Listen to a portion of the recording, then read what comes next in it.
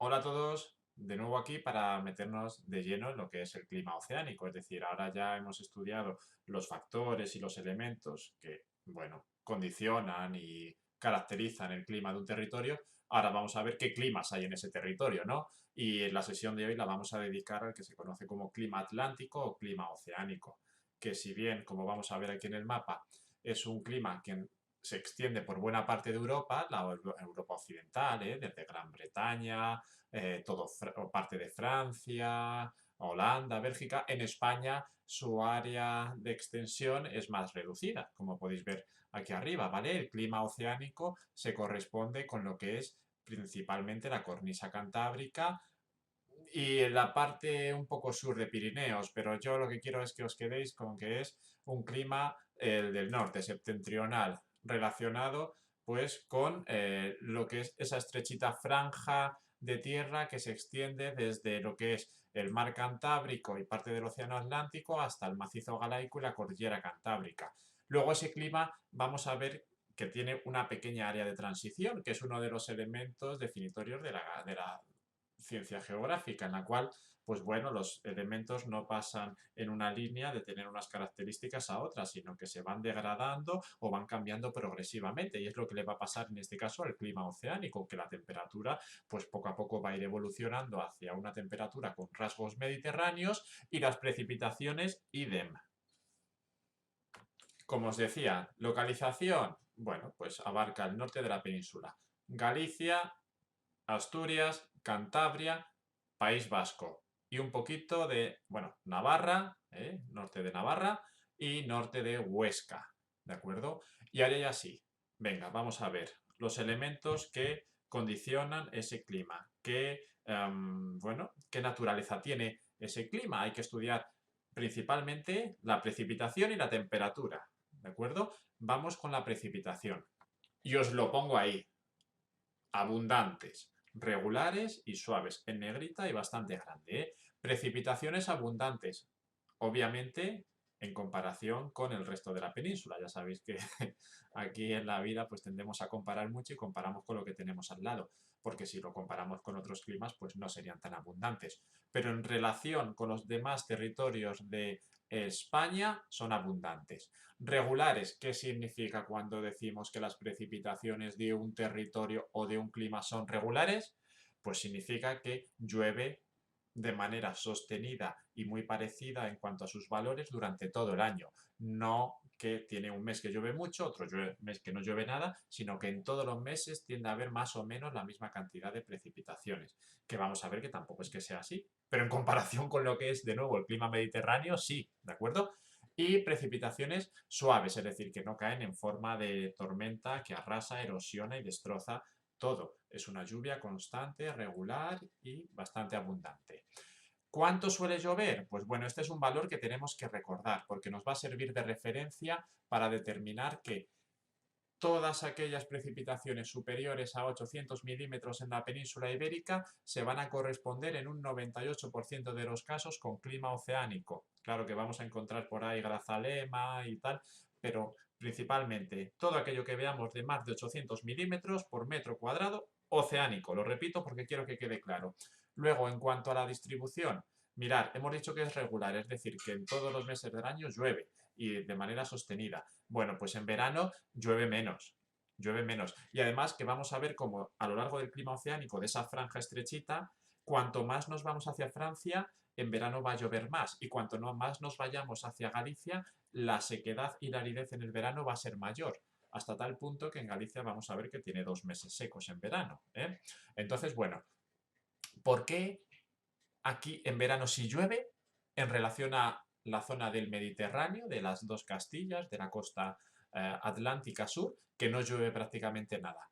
Bien, pues aquí nos tenemos que remitir entonces a la corriente en chorro y a esas variaciones latitudinales que hacía en función de la estación.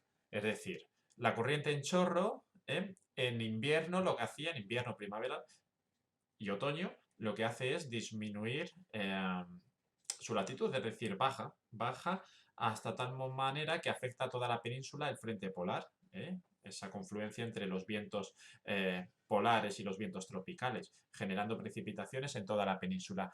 Pero en verano, esa corriente en chorro que genera el frente polar asciende en latitud, se nos va hasta la zona del norte de Inglaterra y solo algunas vaguadas muy marcadas logran afectar y un poco, no demasiado, a la cornisa cantábrica. Al resto de la península no le afecta nada y cuanto más al sur, menos. En Andalucía en verano no llueve nada. Máximo de precipitaciones en otoño-invierno, por el paso constante de esas frentes borrascosos producto o consecuencia de la corriente en chorro, de la circulación general en altura. Y el mínimo de precipitaciones, como os comentaba, se va a dar lugar en verano, debido al anticiclón de las Azores, que se sitúa más al norte, desplazando a la corriente en chorro también, y que, bueno, que disminuyen bastante las precipitaciones. Sin embargo, sigue lloviendo, ¿eh? De vuelta quiero incidir en ello, que hay precipitaciones en País Vasco, Cantabria, Asturias, es fácil que vayas en verano y que te esté lloviendo, porque hay vaguadas de la corriente en chorro que llegan a afectar.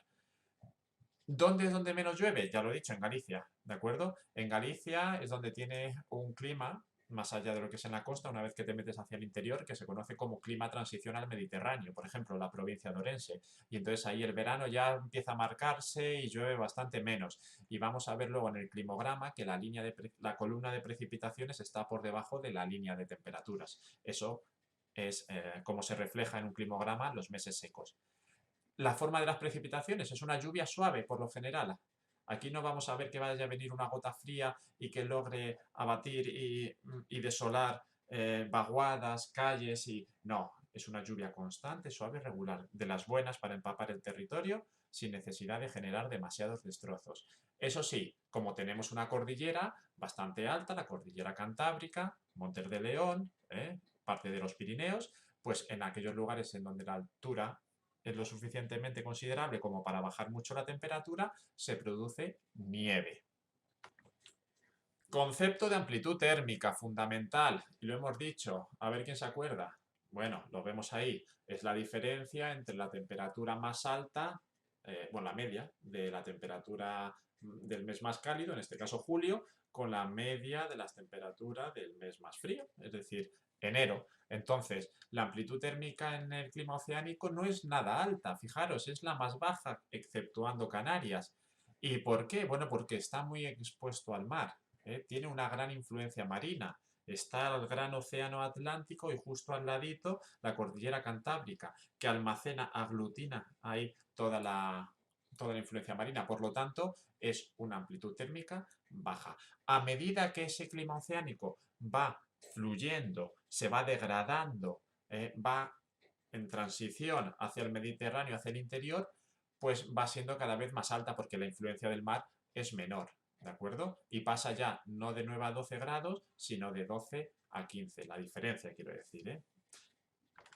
Y en cuanto a la temperatura, pues vamos a distinguir dos grandes climas oceánicos en función de la temperatura. Mirad, el oceánico costero, que es el que bueno, se extiende por la costa de Asturias, Cantabria y País Vasco, la costa más al norte, ¿no? Es aquel en el que tiene un invierno moderado y ese dato hay que verlo para luego identificar bien en qué lugar del clima oceánico estamos. Es decir, un invierno moderado se refiere a que la temperatura media del mes más frío, pues bueno, pues no es muy fría, ¿no? Estamos entre los 6 y los 10 grados, es decir, la temperatura media del mes de enero va a estar siempre por encima de los 6 grados, nunca por debajo. Sin embargo, luego tenemos el clima oceánico de interior, que lo tenemos que saber identificar en un climograma, es en la cual que la influencia del mar es menor, la altitud además es mayor, por lo tanto, la temperatura es más fría en el mes más frío, ¿de acuerdo? Y que va a suponer que caiga la temperatura de enero por debajo de los 6 grados, normalmente en un valor de -3, ya en un lugar de alta montaña, y 5 o 6 grados. Y ahora os indico lo que es el análisis de un climograma, ¿de acuerdo? Este es un gráfico que nos tenemos que habituar a él.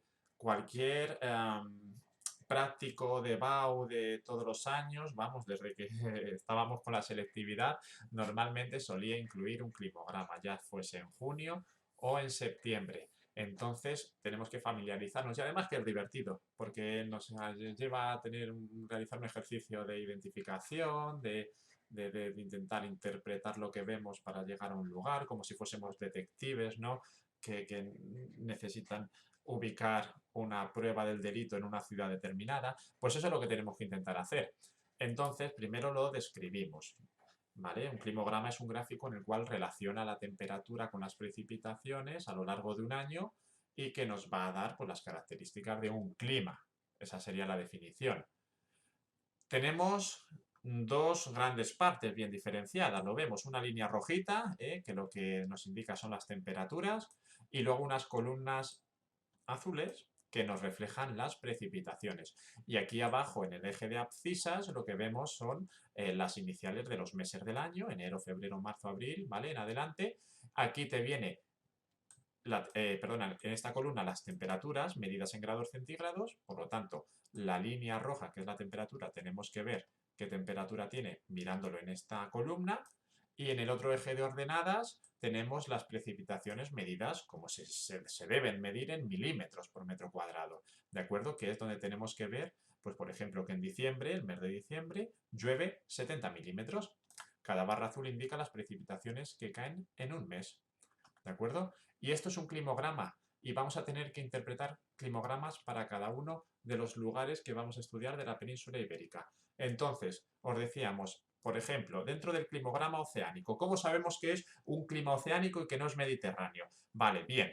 En primer lugar, ¿cuánto llueve? Nos tienen que dar el dato por algún lado. A ver, nos dan el dato 1215. Bueno, llueve más de 800 milímetros. De todas estamos en la España húmeda, en la España oceánica.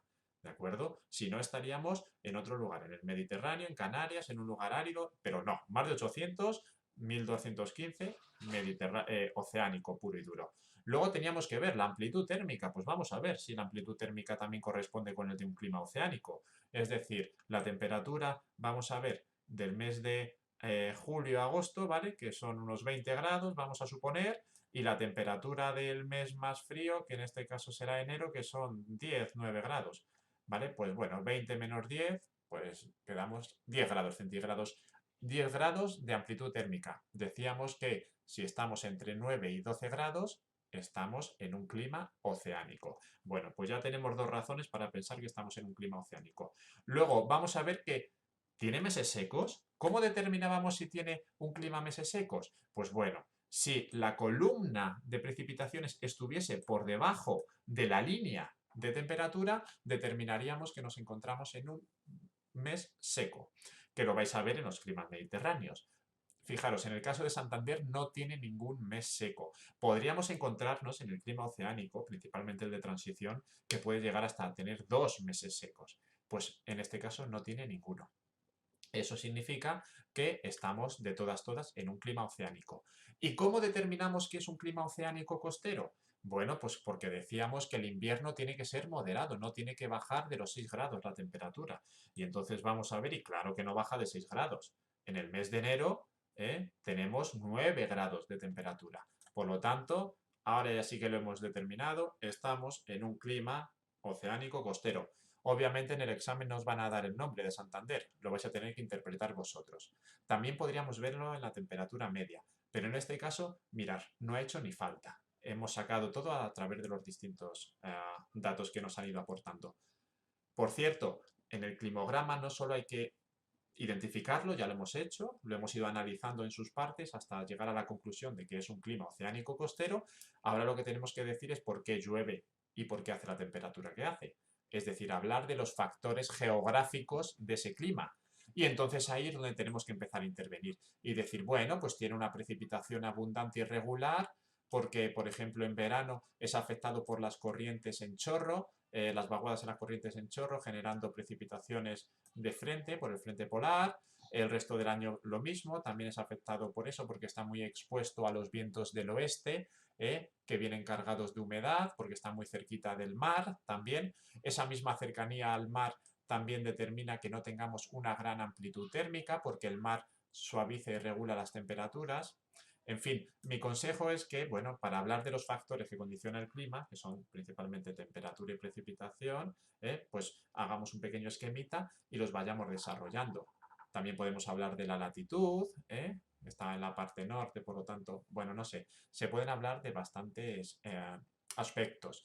Que lo principal, como en toda la vida, es coger práctica, ir haciendo y ganaremos experiencia y seremos auténticos másters tenemos un climograma oceánico que ya no es el costero, sino que es el de transición, es decir, es interior, ¿vale?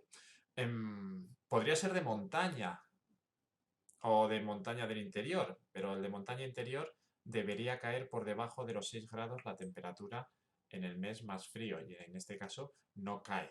Entonces, en resumidas cuentas, tenemos como 3 climas oceánicos. El costero, que es el que hemos visto, el oceánico de transición, que es el que vamos a ver, y el de interior de montaña, que es el que tiene el invierno por debajo de 6 grados. ¿Cómo diferenciamos entonces entre unos y otros? Bueno, hemos dicho que el clima oceánico costero, la temperatura del mes de enero del invierno está por encima de los 6 grados. Y me diréis, ah, bueno, pues este también. El clima de Orense está por encima de los 6 grados. Pues ahora diremos que en el clima costero, oceánico costero, no hay meses secos. Todos los meses están por encima, la columna de precipitaciones por encima de las de precipitaciones, de la temperatura. Y sin embargo, en este caso, en el mes de julio y de agosto, y casi que en el de junio también, el clima en Orense determina que es seco, porque las precipitaciones están muy por debajo de la línea de las temperaturas. Por lo tanto, es el climograma oceánico de transición. Y fijaros además las precipitaciones 814. ¡Buf! En el límite ya con el clima mediterráneo casi. ¿De acuerdo? Entonces todos estos rasgos nos llevan a pensar que es un clima oceánico de transición. ¿De acuerdo? Recordar, costero, de montaña y de transición. 3 climas oceánicos distintos. Y con esto terminamos la sesión para en próximas ocasiones meternos con el resto de climas de la península ibérica. Un gran saludo para todos. Adiós.